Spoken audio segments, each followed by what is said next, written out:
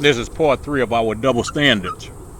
You know, in the book, The People of the Lie, Scott Peck says it is almost common knowledge that the best way to cement group cohesiveness is to ferment the group's hatred of an external enemy.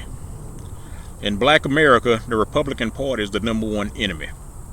The ironic thing is, there are no predominantly black neighborhoods in America that have Republican representation. If a Republican happens to win a black district, and that rarely happens, I mean, that probably happens less than 1% of the time, when the next election happens, he will be voted out of office. Many times the people actually get upset if a Republican wins their district, and they actually go and ask for a recount. So he's going to be voted out of office if he or she's going to be voted out of office if they happen to get in. So how do we explain that Republicans are the problem when we've actually been voting for Democrats over, I guess, 80% of the time since 1964, and since 1935 we've given Democrats about anywhere from 60 to 70%, and even with Harry Truman Harry Truman actually got more votes than FDR. Harry Truman got 77% of the black vote. So how do we explain Republicans are the problem? Even though it gives you a feeling of elation to cast a vote for president, and you know that needs to be said because we're in a presidential election year, you know, that's not the most important election you can participate in. And to be honest with you, it's not a dog in the fight on either side this year. Your local and state elections are the prime times that you need to vote. But we don't participate in those as a people. We can't influence national policy with our vote, but we can influence our local and state policies with our vote. Just as it is here in the Houston area, every 2 years, midterm and local elections have very sparse attendance. In the city of Houston, it's reported it has a population of about 2.3 million people. That's the city of Houston itself. When you add in the surrounding suburban areas and things like that, the number I think jumps anywhere from maybe 5 to 6 million people on top of that. But in our last local election, which happened this past November, so 3 months ago, let's see, actually not quite 3 months ago, it was November, the first Tuesday in November, of course. We had 200,000 people out of 2.3 million cast a ballot. And in a runoff for mayor the following month, less than that participated.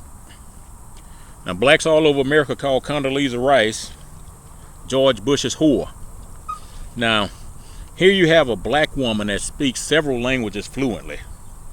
On top of that, she was the first black woman elected to the positions that she held in America ever.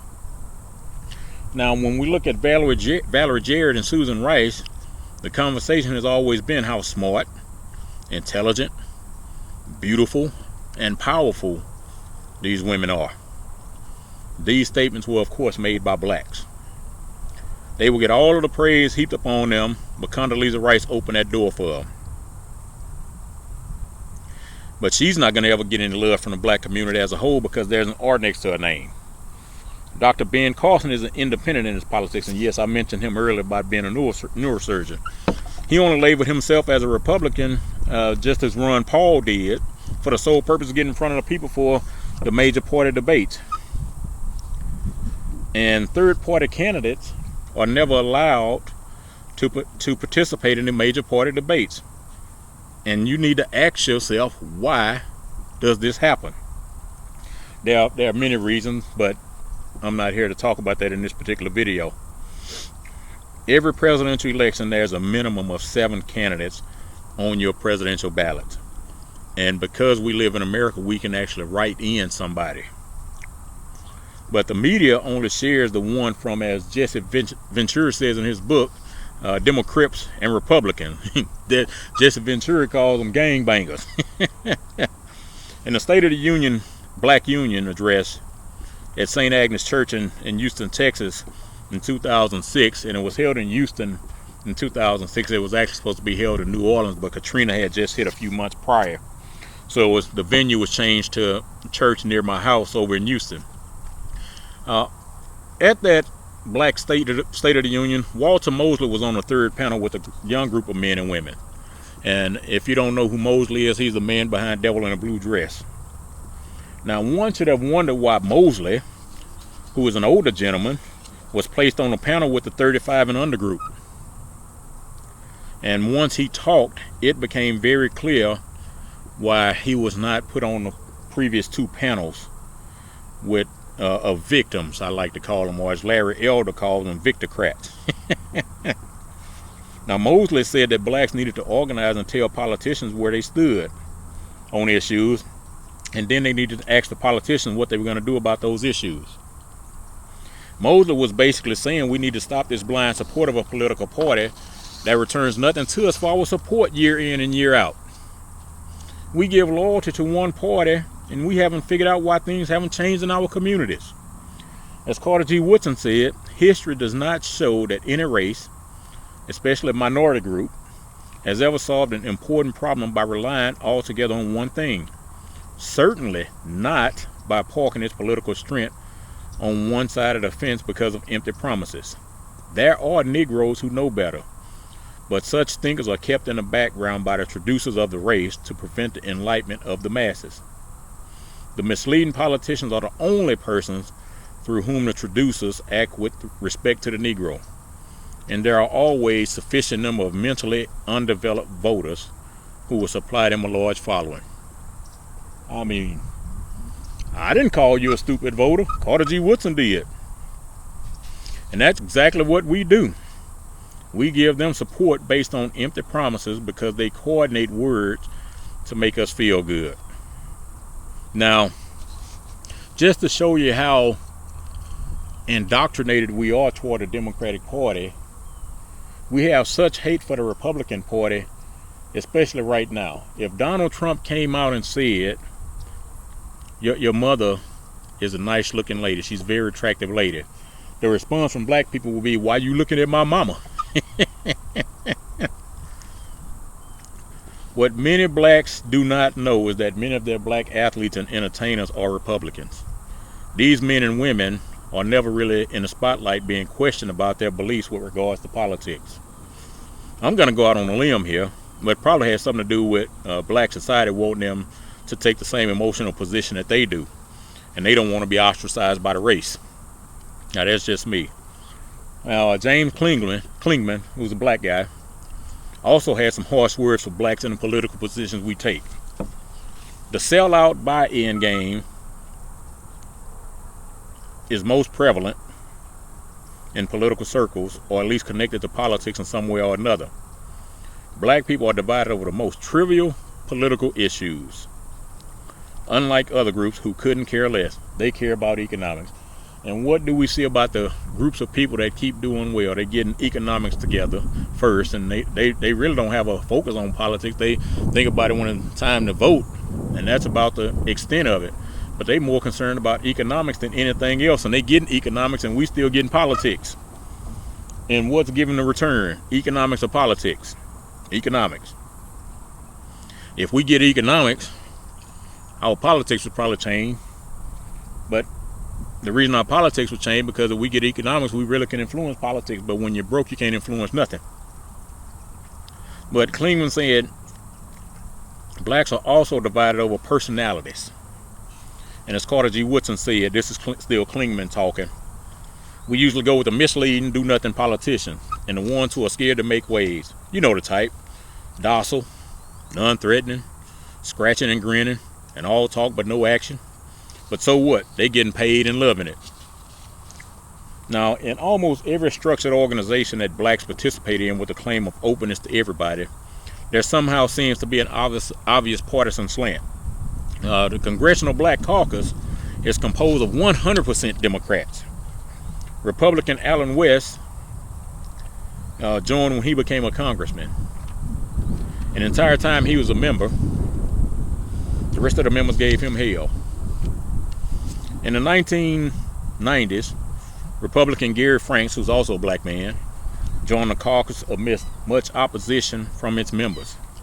Democratic member William Clay told him it would be best if he just resigned from the group and he never should have joined in the first place. And this is what another black man had to say, named Raynard Jackson. Raynard Jackson said groups like the NAACP, the National Urban League, and the Congressional Black Caucus constantly complain about the lack of diversity in corporate America.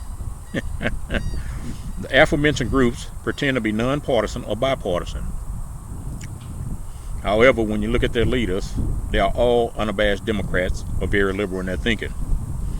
When they are challenged on this, they claim they can't find any black Republicans to get involved. Sounds familiar? When they have their annual conferences, they will put one token black on a panel against 5 or 6 Democrats so they can boast about being inclusive. Sound familiar? Mind you, that no black Republicans are ever involved in the planning or have any input about who will appear on a panel.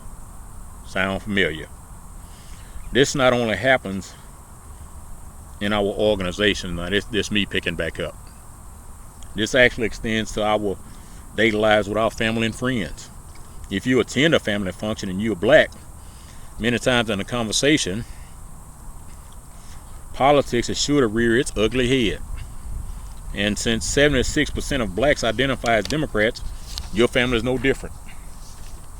If you don't identify with that label, you will be attacked by your family in conversation. If you think differently, even making valid, factual points, they will move from a position of trying to counter your disagreement to a position of screaming, shouting, and name calling. Hence the use of the word conversation. The opposition voice will be called an Uncle Tom or a coon because of their opinion. Call it another black and Uncle Tom as a means of demeaning them just goes to show the ignorance of the individual doing the name calling. In the book Uncle Tom's Cabin, Tom actually refused to give the location of other blacks to his owner. So who was the traitor? Tom was protecting the blacks. Malcolm X really got blacks going with that term. And because it was promoted by a black leader, it had to be correct, right? Cooning is behavior, not conversation. Cooning is all these fights we see outside of apartment complexes and in the middle of the street and holding up traffic and you know, getting on stripper pole with your baby strapped to you while you doing strip tease dances on the stripper poles and stuff like that. That's cooning. Who said the majority political position or thought process was right? I think the reason many of them defend their political positions in spite of is because they don't want to admit that they made a mistake.